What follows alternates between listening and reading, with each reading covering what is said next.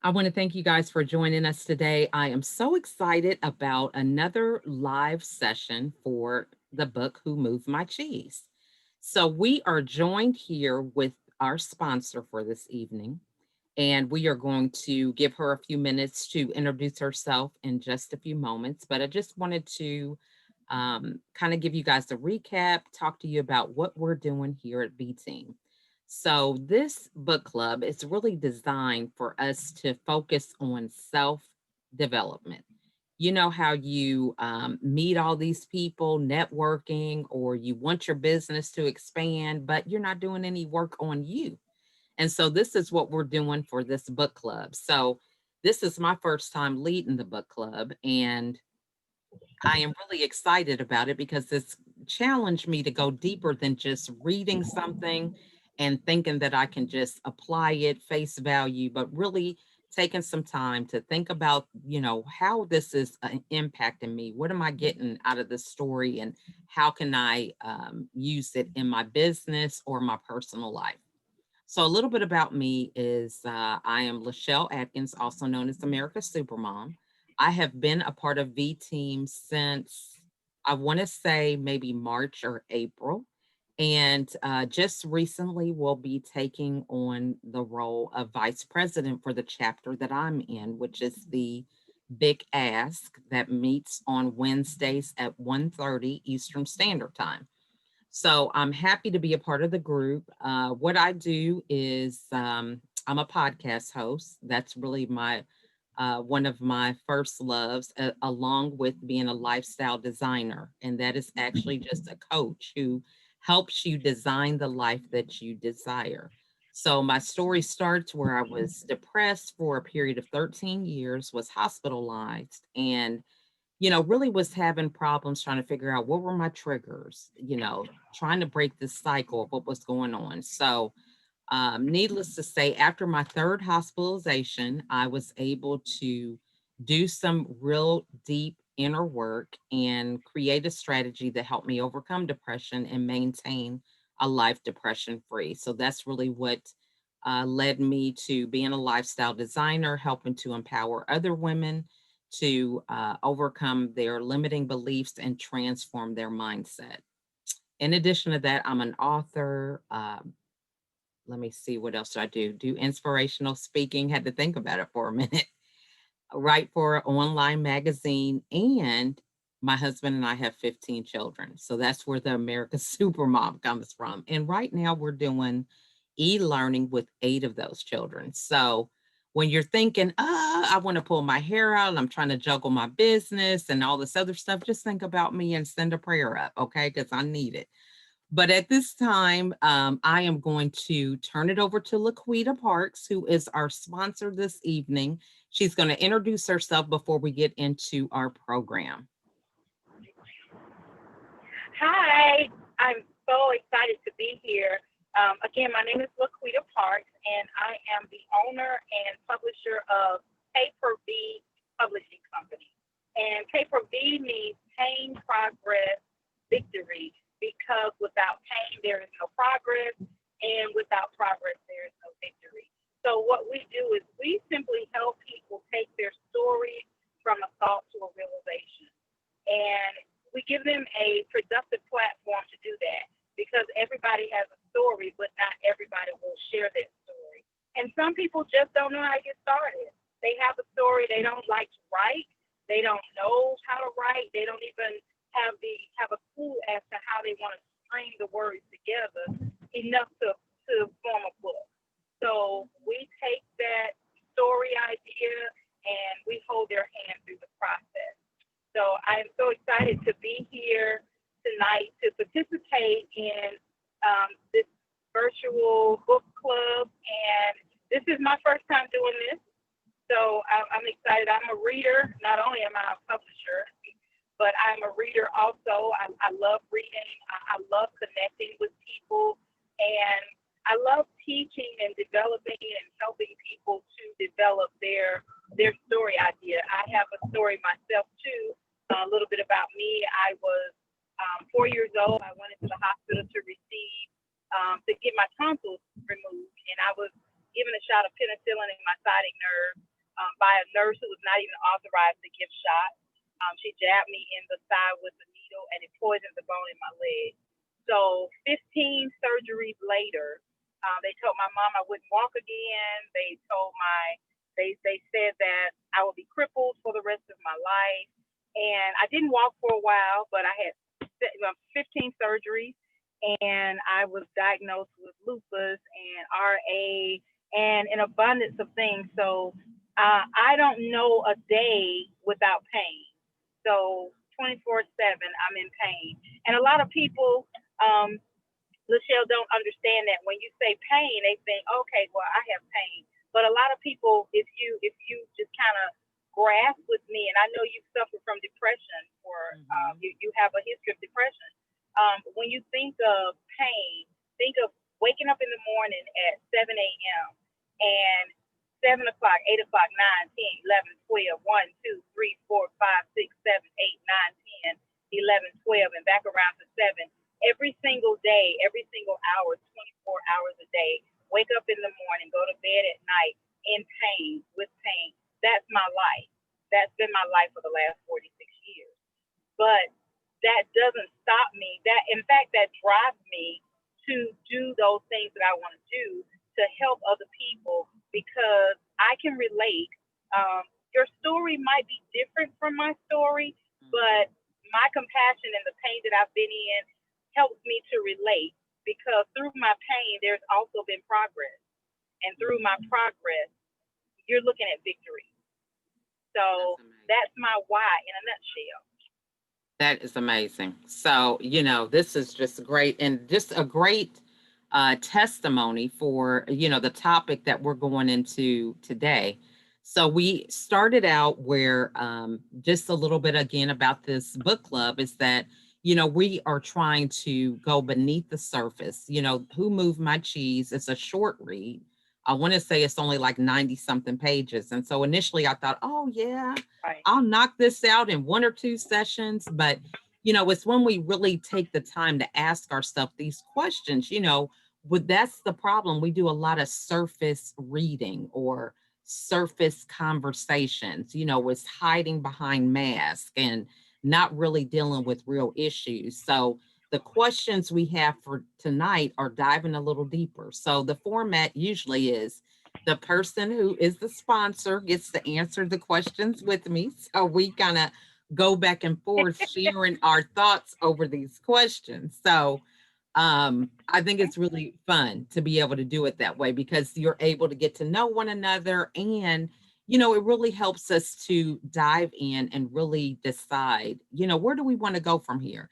If you're going to read a book, and spend that time doing it, don't you want to learn something? Don't you want to improve or evolve That's into right. a different person? So that's what we're going to be doing tonight. So the first question Okay. we're gonna ask is, um, where are we overconfident in areas of our life, and we do not have 100% control? So in the story, the mice and the little people were so confident about this cheese being there every day, so much that, they just began to get arrogant. Sometimes the little people would share, sometimes they wouldn't. They felt like they were different people because they had this cheese. And so it just went on and on in a situation that was really not something that was in their control, you know, because at any time, as we see in the story, the cheese could be removed, and then where would that leave you?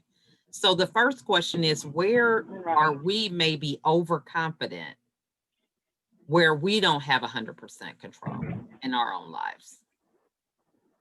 Do you want to? Well, I think I think we can probably say um, I would use an example for what's going on now in politics. There are people on there are Democrats as well as Republicans who are confident in their position. They don't have control over it, but they're overly confident that this is how things are, this is how things need to be. and that's not going to change. No matter what happens, no matter how complacent we are, how much things need to change, one side doesn't want to see the other side clearly enough. So I'm confident that this is that we're going to stay where we are, or this person is going to be out. There's too much unnecessary confidence. So they're overconfident in areas they don't have any control of. They don't have control over it.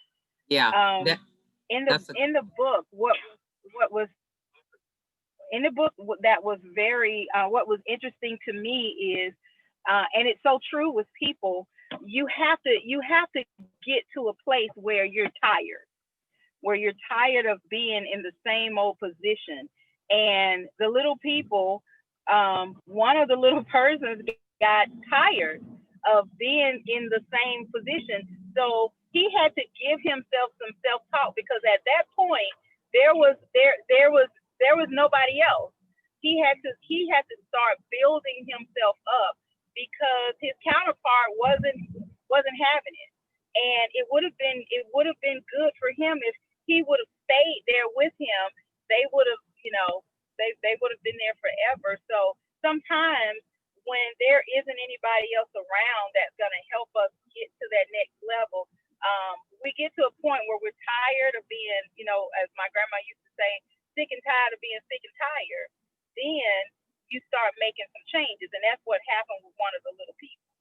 Yeah, that's a great point. And I think, I just look in my own life when it comes to the idea of being overconfident and dealing with my depression in the past. And even now, there's that period of feeling overconfident with my children and their behavior. And this is one of the things that I have really been faced right head first into with homeschooling 8 of them. I have two that are just on a different plane. I'm like, look, can you get a seat on the plane that we're on? Because I don't know where y'all are at. Y'all are doing your own thing. And I am like, why is everybody else falling in line but y'all? But it really helped me to see that that is something I don't have 100% control of. And knowing that, it really helped me ask myself the right questions about knowing that I don't have control. How am I going to allow that to affect me? Because, I want to get up in a good mood. I want to get up and really be pleasant for the children that are doing well. But am I going to let these two that don't want to cooperate overshadow that? So I think the whole element of recognizing, I can control how I greet my kids, my personality, and things like that. I can't control what they do. And so, I had to really make that choice about, okay, I can't control them, but do I want my whole day to be where I'm upset because they don't want to cooperate? You know what I'm saying? So it really helped me Right, to recognize right. that. So that's good. I think we did good with that one. So knowing that we have the thing with overconfidence, what things make us feel secure? So in this case, when we're looking at the little people, they felt like they had a house on a hill, or, they had some of these material things, but, what really makes us feel secure? Would you say, LaQuita? Con- um, consistency, knowing that something is gonna be there. Um, Consistency, knowing that when I get in the car, my car is gonna start. Knowing that when I go to the store, I go to a certain grocery store because I know, I'm confident that they're gonna have what I need. I'm securing that. I go to um, my children go to a certain school because I'm secure in the fact that they're going to get a good education. So I think that we're secure in those things that offers us consistency. Because when things are changing willy nilly and it's blowing every which way with the wind, that's not consistent. So consistency is something you can rely on. whatever that is. The little people, they relied on the fact that that cheese was going to be there. The cheese in C, class C, was going to be there, and no matter what, because they got used to it. So they went there, they got comfortable. There is this story that I read, and it's about seasoning your words. It was a Bible study I did about seasoning your words, and it talked about the frog. So when you have a frog and you put the frog in the pot, the frog's in the pot, and you're just slowly turning up the heat, and the frog doesn't have any idea that he's being cooked. All he knows is that he's getting comfortable. It's like, wow, this water is feeling really good. And before you know it, he's done. You've cooked the frog because he has gotten content, and he doesn't even realize that what's happening. And that's the same thing that happened with the little people. They got content, and they just knew they were content. They were arrogant. They were complacent. They knew that this cheese is going to be here. Nobody's going to move this cheese. So they became secure, and we're like that. We're secure that things are going to work. So when things don't work, and it jeopardizes our security, sometimes we fall apart. So true. And, I look at it and it's just like, the things that they were secure in, I could see that happening in, my own life. You're secure about, just, hey, having your laptop, open it up and it working, the internet working, your Right. Right. phone working, and just all these different things that we just kind of sometimes take for granted and don't realize how blessed we are that these kind of things are really taking place. And, it gets to the point to where we can sometimes be kind of ungrateful about it because it's that being so secure and confident that, I was interviewing somebody today and they said, imagine what life would be like if you went to bed and you woke up and only had what you were grateful for the day before. So Wow. if you did not express gratitude for some of the things that you have, where would you be? So I just think, there's so much still we can learn from, where we really should be putting our security, which we've been able to find in lieu of this pandemic. I mean, this has just had us all in an uproar, about the things that we can only learn and glean from this experience. So, security is something that I think we really can be mindful of, recognizing also that it's relative. It's based on individuals and what it is that they may um, find, it's important to them. So I think that's another thing to bring up as well. So, one of the things that you brought up is that, the people got comfortable, they got distracted with their comfort. And one of the things that we saw from the mice was that they implemented a strategy. And that strategy was that they arrived early, they did some inspection, and then they began to eat their cheese. So the question I have for us is, where can we implement that strategy in our lives, and what would that look like?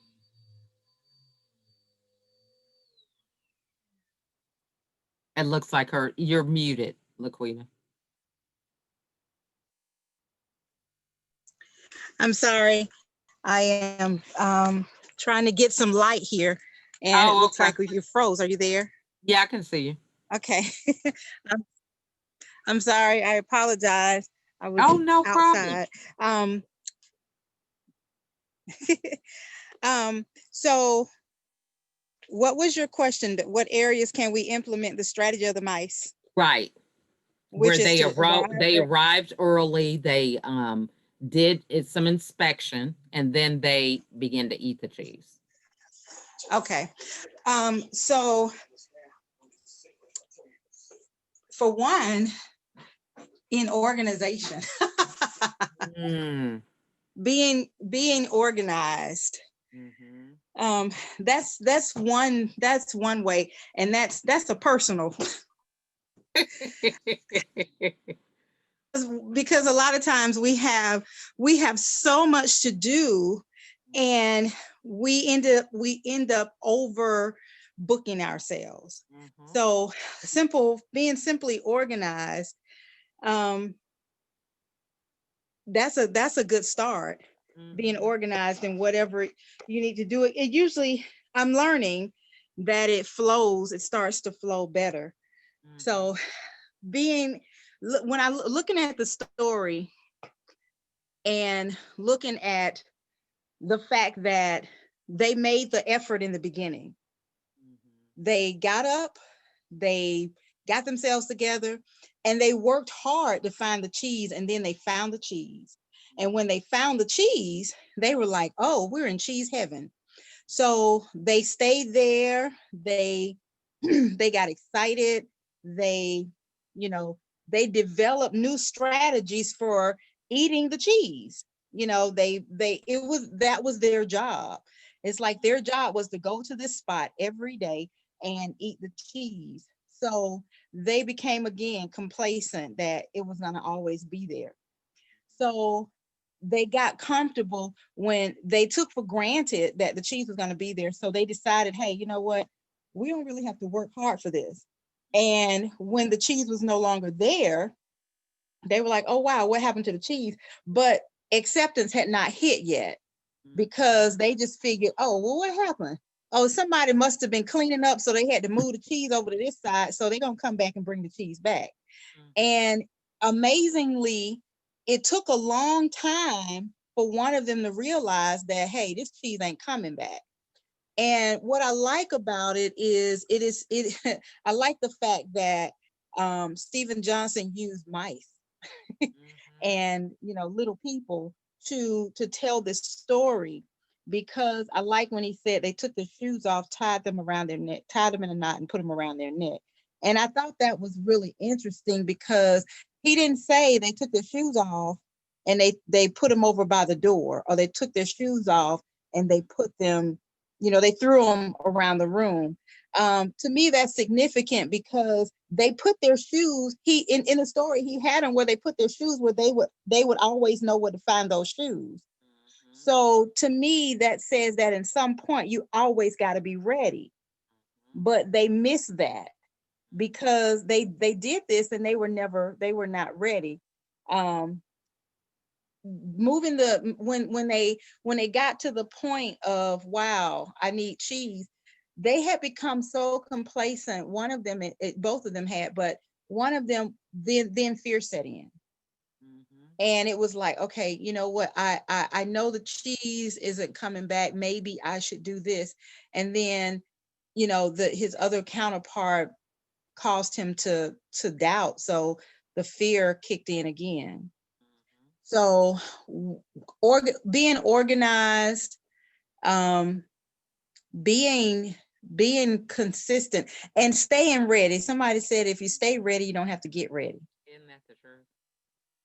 And it means a lot. It means a lot of stuff to a lot of people. So in business, and I know this is in business, if you stay ready, you don't have to get ready. And I think that's all about the mindset. Yes. So if the mindset says, okay, you know what, I know that this is where I am now. However, for me, I always taught, I started teaching myself a long time ago, worst case scenario. So I'll do this, but worst case scenario. And in my mind, the worst thing that can happen is this. So I'm okay here, but worst case scenario, I'll be there, and either way, I'll figure out how to be okay. I love that. Yeah, those are some good points. And I think, one of the things that I really got out of it too was the fact that it was discipline, having a system, a routine. And these are the things that a lot of people think are, this is boring. I mean, they started getting comfortable, just assuming that the cheese was going to be there because they always went the same way, the same station, but you mentioned a lot about have always being ready. Why did they have their shoes tied around their neck? If we listen to some of the commentary, it was like they had their shoes so they know where they would find them, but also why would they need to find them? Because there could be a possibility that there wouldn't be any cheese there. And Mm-hmm. so this is one of the things that, we have discipline, we have routines, we have schedules of doing certain things so that we are in a position to where we can move quickly if we choose to. See, Right. the mice didn't even question it. And, they were very conscious of, man, okay, this cheese is getting low.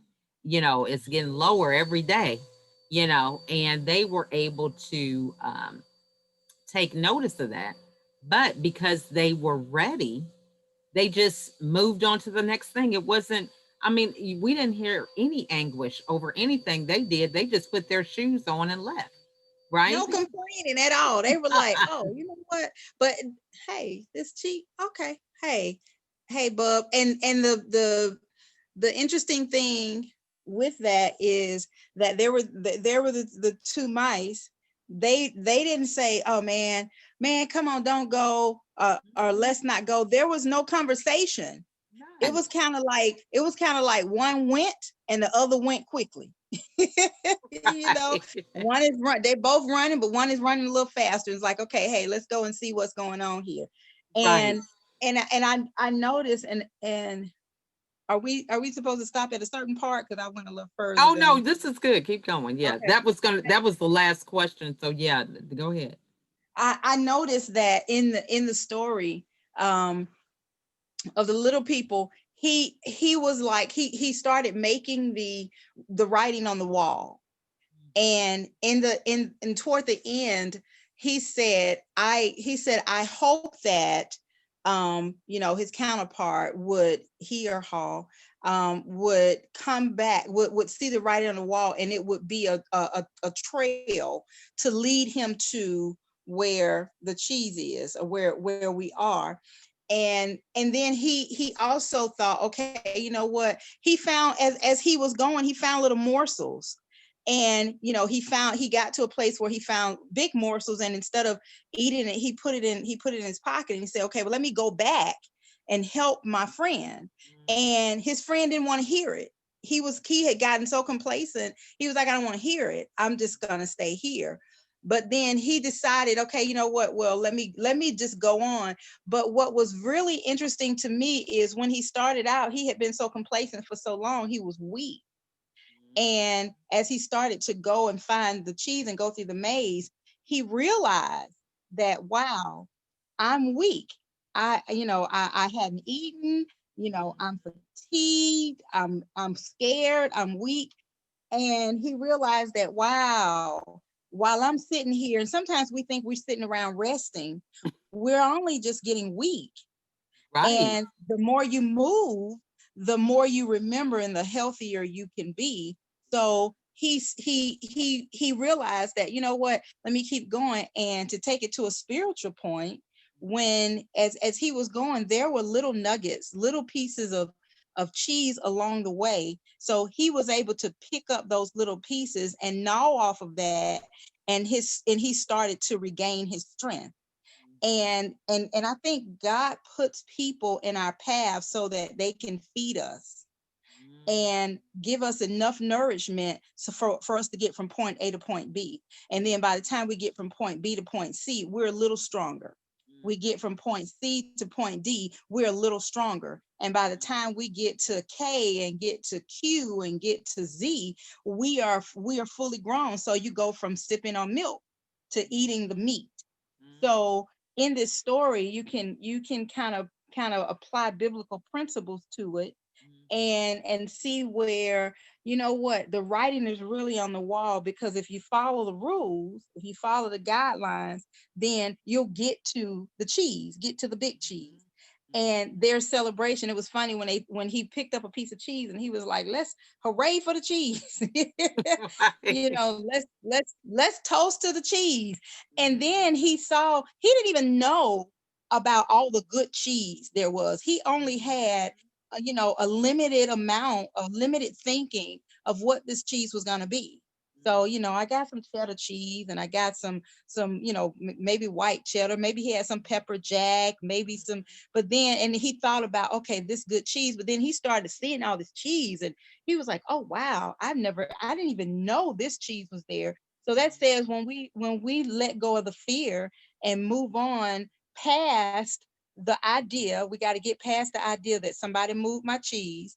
When we get past that, we don't even realize that, man, there's cheese galore, cheese that we never even heard of before. So true. So And, I think, like you said too, about being weak was, you can be so caught up in how you're used to getting something, your outcome. They were like, man, this cheese is moved, and they got angry. They said it wasn't fair and questioned mhm, all these things. And when you get into that place, you end up doing more harm to yourself than anybody else, right, because you're focusing on the wrong thing rather than even seeing that it's a scarcity mindset. It's like not even thinking that, okay, this is a big maze. There might be some cheese somewhere else. You know, you're just sitting there willing to almost die sometimes instead of really doing mhm, the research and trying new things and new opportunities because it doesn't come in the package that you're used to seeing it in. right, right. It's Mhm. like, where my new cheese Right. at?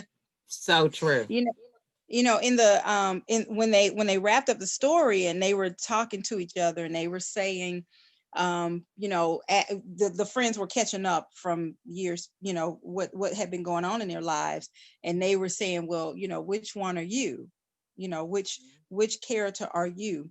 And I started thinking, there was one where they said that the company was changing, and they had been moving people all over here and moving people there, and they had been trying to talk to the one friend and getting him to, you know, to do something or look for other things, and then bam, the time come, he was out of job and he was just shocked. And it was like, but the writing was on the wall, didn't you see it? And I think about my time with Kroger when I started my mentoring program, about, you know, 6 or 7 years, about 5 or 6 years ago. I said this program is so great, it needs to be in every school system, in every school system across the nation, and I want to do this full time. And I said I have a 5 year plan. So 1 year into my 5 year plan, I was like, okay, I want to do this full time. And I was doing it on the weekends and getting off work early and going to schools, and you know, my off days and my vacation time was spent doing this. And I wasn't getting paid a dime. And I said, I want to do this full time. Then 2 years into my 5 year plan, I got sick. And when I say sick, I'm never sick, but it's always a physical thing, like my legs. I was in a wheelchair for a year. I couldn't walk. My and you know, I have nerve damage. So it was always something physical that caused me to not be able to work. And it seemed like every year in that, as I look back, every year there was a reason why I was not working for months. It could be 2 months out of the year, it could be 3 months, but every year the months got longer. So fast forward to 2019, in November, I didn't work from November 4th of 2019 and never went back because of my legs. And I kept saying, I'm 5 years into my 5 year plan. I kept saying, and so now it seems as if my God was saying, okay, you know what? It's time to transition. So you won't do it. You won't do it on your own. You're off work. You can't do this. You can't do that. And you still don't want to let this go. Let me do it for you. And when it was done for me, my cheese was moved, but it didn't affect me because I already wanted my cheese to move. I was just afraid to step out and do it on my own. And so now, all of the doors that are opening because my cheese was moved, and I'm excited about it. And I got to meet you and all of those and some great people. And none of that would have happened if I would not have been open to my cheese being moved. And if God hadn't said, okay, you know what? Let me help you. Let me just move your cheese on out the way. And let you figure out that there is more cheese out there. So so a lot of times we either see it, we can see the writing on the wall and just afraid to read what the message says, or we don't want to see the writing on the wall because we're so scared to change, or we just don't plain want to accept the fact that there's no more cheese. And in order for you to get something different, it might be pepper jack cheese and you might not like the tangy or the spice to it. But in order for you to know whether you like it or not, you got to taste it. So they have to, so they had to go through and see. And then there's the differences. Some of us move, but we don't move quickly. Some of us move quickly, we get it and we gone, and it's like, hey, you know what?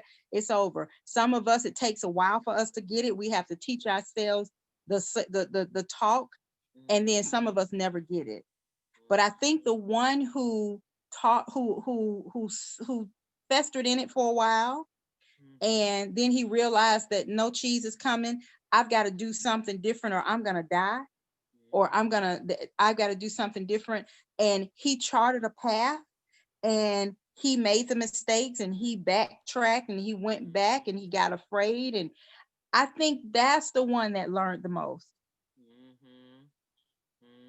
And you had to be willing to go at it alone. When you really make that journey or that decision to do that reflection or make a change, it can be lonely. The mice, they were able to go together, but they had the same mindset.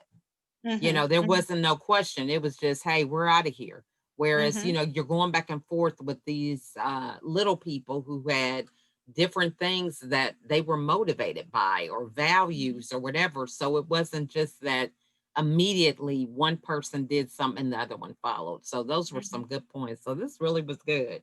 So that really concludes all the questions that we have for today. So we are going to switch over to how we can utilize these topics or questions that we answer today in our business in terms of marketing tips. So I'm going to give you a couple of those, and then we're going to let LaQuita have the floor again and talk to us about PaProVi and how we can move forward, in our own lives and what that means. So the first thing I want to say is we were talking about how the little people can implement a strategy. And most of the time, people want to know when it comes to their business, they want to make money, but, they're so busy doing all this stuff and they're not really acknowledging what they should be measuring and tracking, right?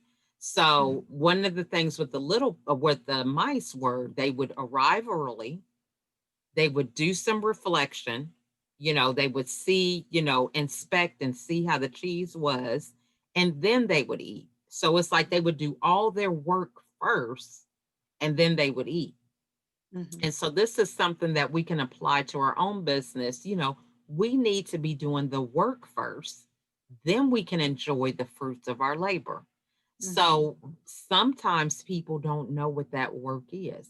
So I have a quick little chart, and this is something that you can use this in your business, or you can create a PDF or something for your clients and you could give it to them and kind of help them out, because a lot of us kind of have this cloudy vision right now. We're Mm-hmm. like, I don't know what I'm supposed to be doing. Every day is different than the next. So it's a simple little chart, y'all. So because I have this virtual background, I don't know if you guys will be able to see it. Isn't that crazy with the virtual? Okay, so there are just three things we can ask ourselves. And the Mhm. answer has 3 questions. All right, so I'm gonna have to read it, y'all. Sorry, I wanted to have it out there. But I Would could you be take a, able to share it later? yeah, I'll be able to share it. Okay, so Okay. the first question is, how much did I spend? So we get into these trainings that are available. We got a new app. We have a new program, all these different things that are really going to help us in our business. But we want to ask, how much did we spend? How much time did we spend doing something? Right. So sometimes you don't want to hire somebody, you think, oh, I can't afford it, but you're spending a whole day doing something that you could probably pay 2 people to get done in an hour or two, but Mhm. you're spending all day doing it. How much money did you spend? Are you spending money on things that your business is not directly benefiting from? Mhm. And then how much energy? So as we go back to the first analogy, you're spending all day, all your energy working on something when you can hire 2 people or so that can knock that out in an hour or two, Mhm. right? Because Mhm. energy or willpower is something that's fleeting. You get a fresh dose in the morning, but by the time the mid afternoon is here, you have depleted that energy. Okay. So we're thinking about, where did we spend in those areas? The next question is, how much did we save? So looking at our day and reflecting, did we save any time? Did we save any money? And did we save any energy? Okay. So what ways did we do this? And then the last question is, how much did we invest in our time, our money, and our energy? So a quick thing that we might want to look at, let's say in terms of saving, you know, always like to do the non-traditional things. So you got Steve Jobs, who always wore the black with the jeans, right? So where could we save with our wardrobe? Now, when you save with your wardrobe, like for me, the people are probably like, now I done seen this dress 50 times, but it's part of my brand, right? America's Supermom, Stars and Stripes. I have a certain attire that I wear pretty much Monday through Friday that go along with my brand. So I'm not in the closet spending an hour, whatever amount of time trying to figure out what I'm wearing. I pretty much have an idea, right? So we can think, how can we save with our wardrobe? How can we save with our time in the morning? So maybe if you lay your clothes out the night before, then you could save your time in the morning instead of scrambling or whatever. Maybe you can prep your breakfast the night before. Maybe if you have some free time at night, you can cook your breakfast and then just heat it up. So, like if you're making muffins or something that's can last overnight, that you can make the night before and it still tastes fresh in the morning, make it the night before, right? We can prep our dinner at lunchtime and let it slow cook in the oven. I mean, there's so many different things that we can think about, saving time, saving our energy, and things like that. So, those are the marketing tips that I have for today. Did you have any Those are questions, wonderful. LaQuita? Okay.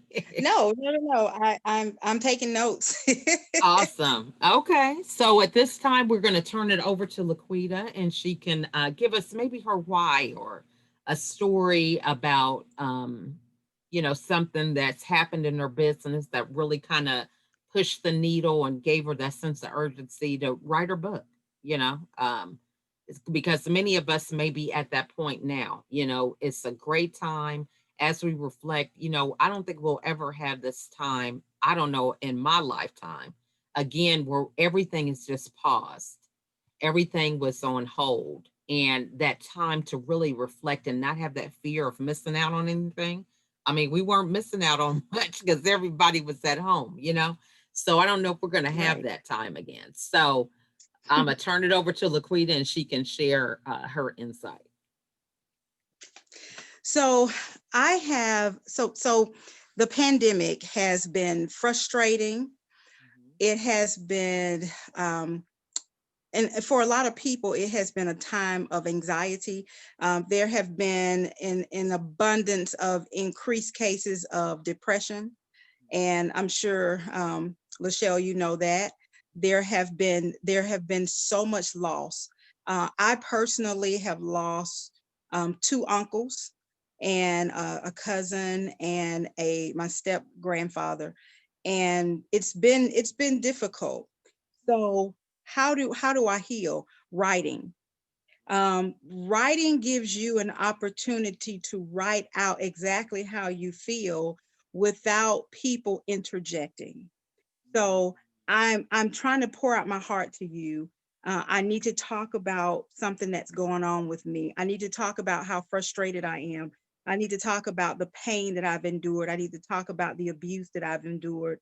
And with me being in these closed sessions, in quarantine, basically in the house, I can't go out. Most people, a lot of people, we go out. That's an outlet. Well, during the pandemic, there hasn't been an outlet. Whatever you've done, if you didn't do it outside in your yard, you couldn't do it. You couldn't go to the store. You couldn't go to the movies. You couldn't go over to your friend's house.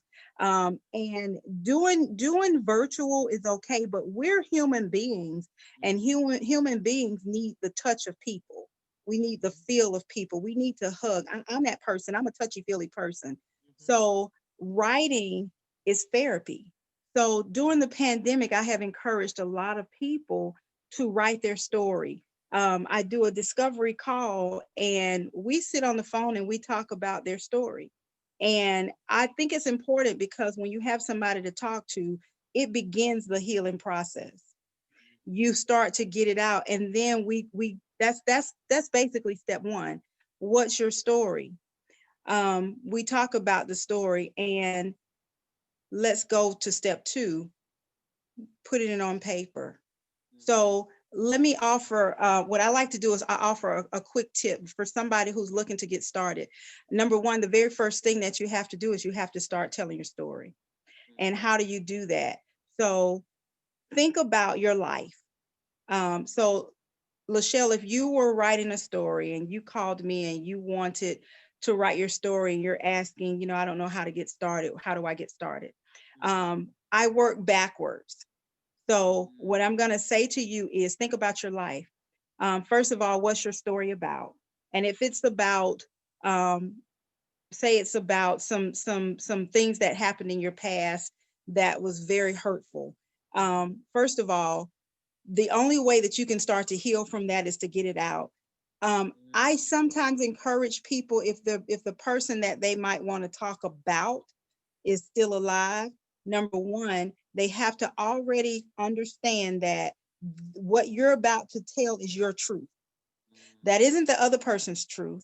That's your truth. And sometimes people are reluctant to share their truth because of what somebody else might think. So you can get permission to say, hey, I'm getting ready to write a story about you. What do you think they're going to say? They're going to say, oh, no. No, right. You can't put me in a story. So to get around that, you don't call names. Because if I'm writing a story about my mother, I don't have to put my mother's name in there. I can just say my mother, because everybody born had a mother. And somebody knows who their mother was or is.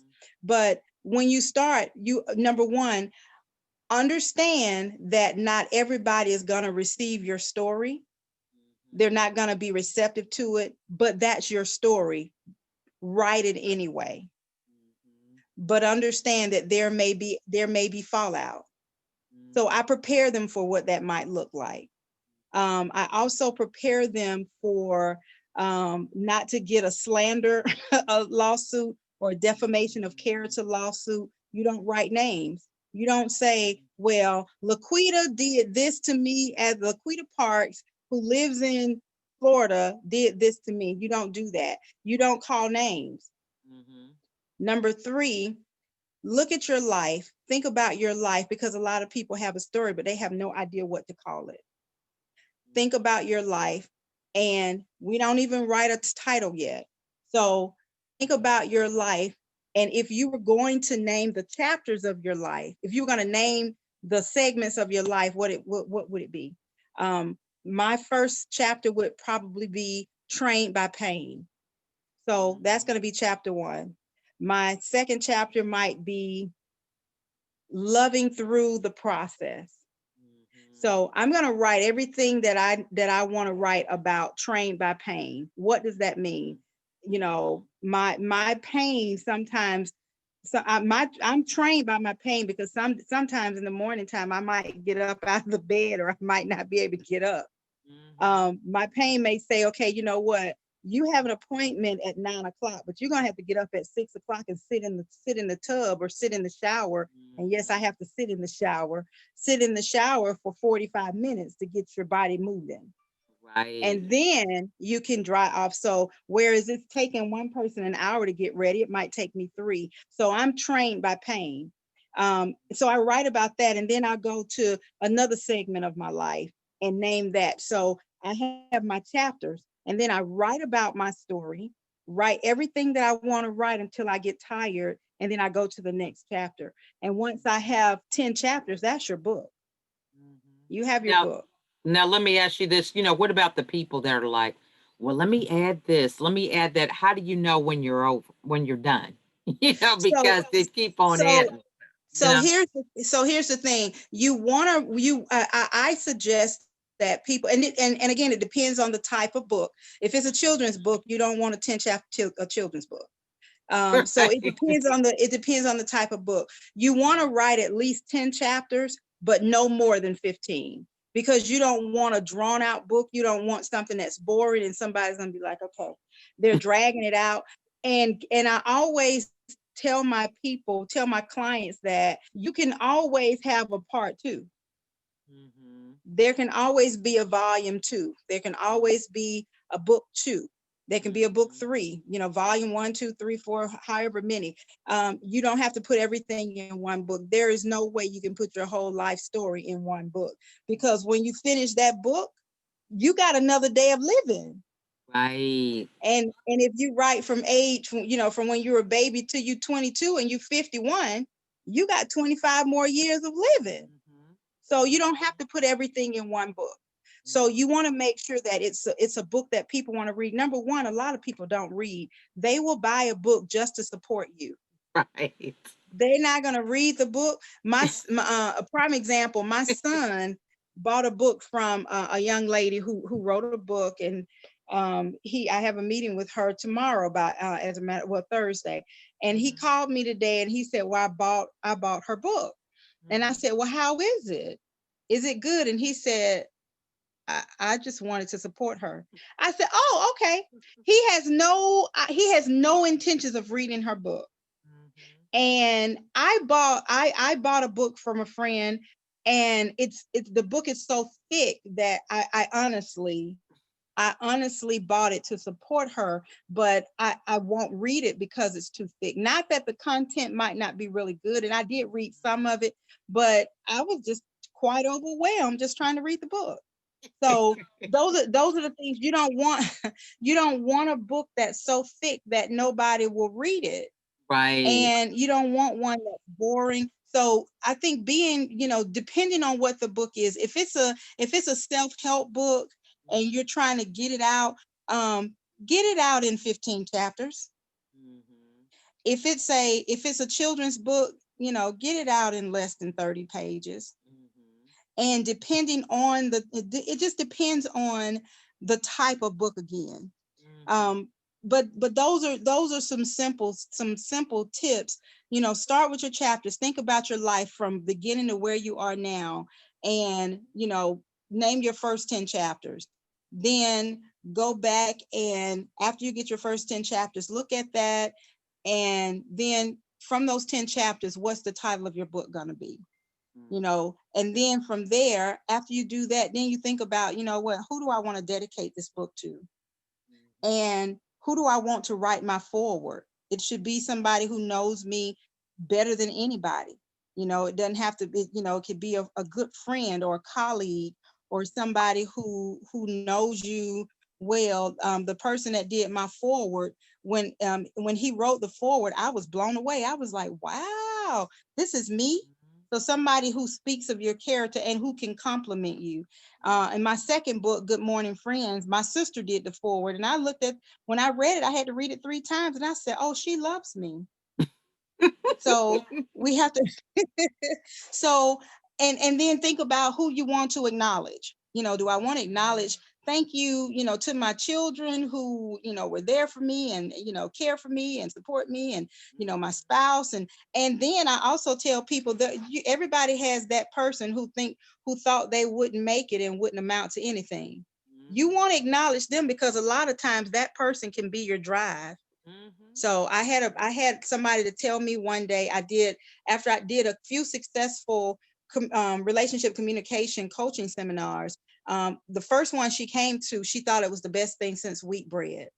And she came to one I did out of town, and her whole attitude was different, and it was off. And I'm like, what in the world? And the next day, as I was looking for feedback, and I got feedback from everybody that attended, and they thought how wonderful it was. And some new people were there that I had never met, that it was hosted.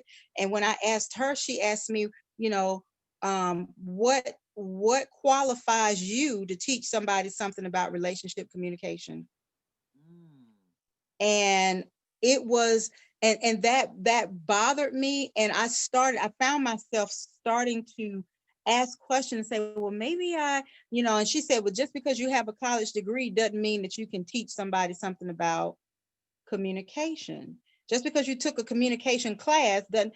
And I felt that she was really nasty. At the time, I did not consider the source, that she came with the wrong attitude and all those things.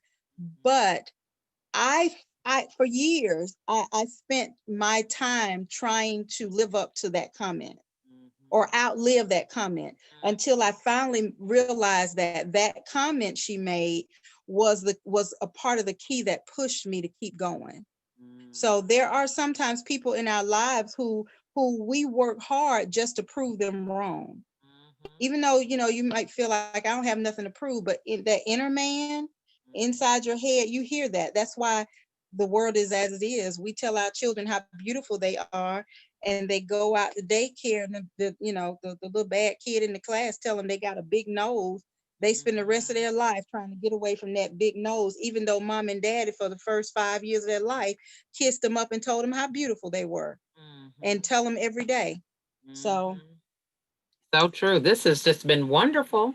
So that is some great advice, and we are really glad that you were a sponsor this evening. Some great insight that we got from an actual publisher that we have in our group. So I encourage you guys to reach out to LaQuita and just have a conversation. How many times do we kind of have these racing thoughts, or we write down an outline and then we'll come back to that. Just get it off your plate. Think about how can you move forward with this. So give her a call. And what's the best way for them to get a hold of you, LaQuita?